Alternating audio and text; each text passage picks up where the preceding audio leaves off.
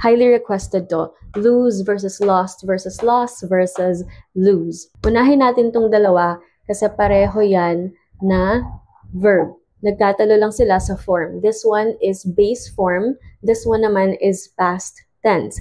Pero pareho sila na ang ibig sabihin ay mawala mo or ma-misplace mo o kaya naman matalo. Halimbawa, don't lose your phone again. Kaya tayo nag-lose base form kasi meron tayo ditong don't.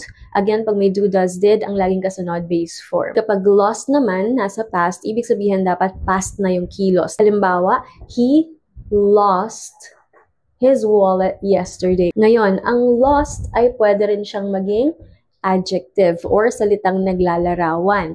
Halimbawa, the lost child is crying. So, dito hindi na siya action word, hindi na siya salitang kilos, naglalarawan na siya nung word na child. Isa pang adjective sa mga to ay yung lose. Ibig sabihin naman nito, maluwag. Halimbawa, this crew is to lose. Lastly, yung loss naman ay isang noun. Pangalan siya, tumutukoy siya dun sa mismong pagkawala or yung kawalan. For example, he is a great loss to the team. Malaki siyang kawalan doon sa team.